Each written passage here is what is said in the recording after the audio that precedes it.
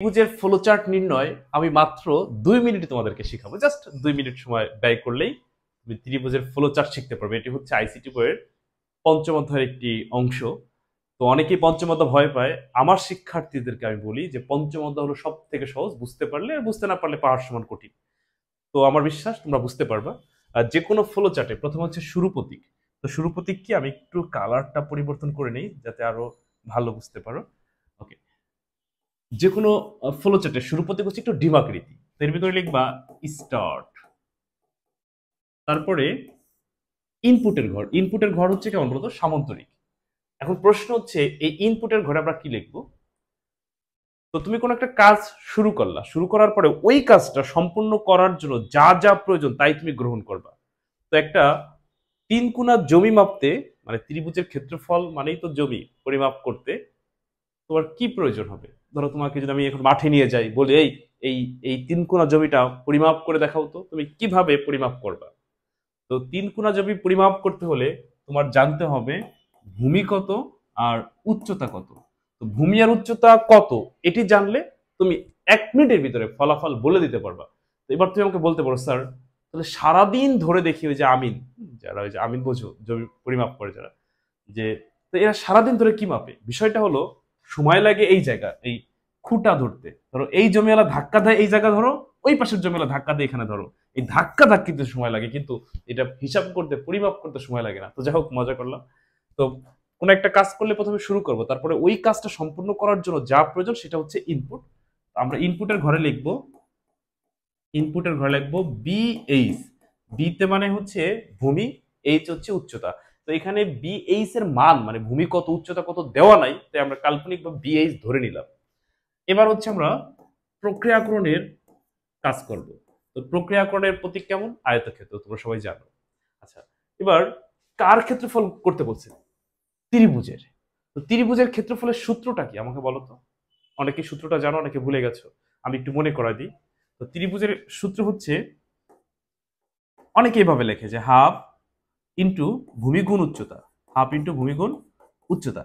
হ্যাঁ, এটা right, but এই যে আমি যে ভাষাটা লিখছি এটা হচ্ছে বীজগণিতের ভাষা, কিন্তু আমরা আছি পঞ্চম অধ্যায়। পঞ্চম অধ্যায় হচ্ছে প্রোগ্রামিং ভাষা, অর্থাৎ কম্পিউটারের ভাষা। তো কম্পিউটারের ভাষায় লিখতে হবে, কম্পিউটারের ভাষায় কিন্তু তুমি এইভাবে লিখতে পারবা না, লেখা যাবে না। যেমন কম্পিউটার এই গুণ চিহ্নটাকে এইভাবে চেনে, এই কম্পিউটার এই ভাগ, ধরো এই ভাগ চিহ্নটাকে এটা দিয়ে চেনে। তার মানে কম্পিউটারের ভাষায় তোমার উপস্থাপন করতে হবে।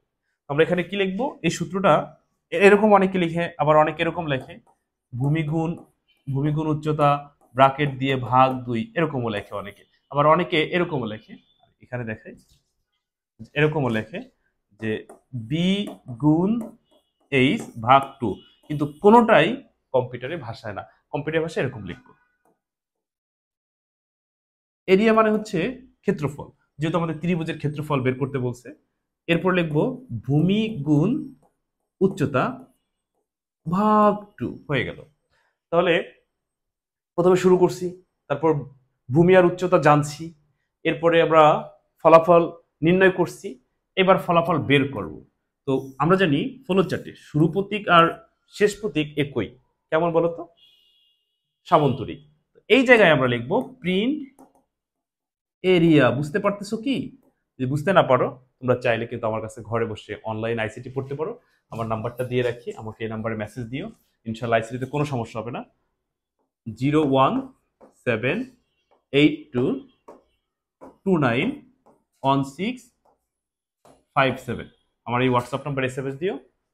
মানে ধরো তোমার আইসিটিতে ভালো করার গ্যারান্টি আমি আমি নিয়ে নিব। আর বোর্ড পরীক্ষা পর্যন্ত ক্লাস, বাইরে কোথাও পড়া লাগবে না। যতদিন পর্যন্ত তোমার পরীক্ষা না হবে ততদিন পর্যন্ত আমাকে পাবে।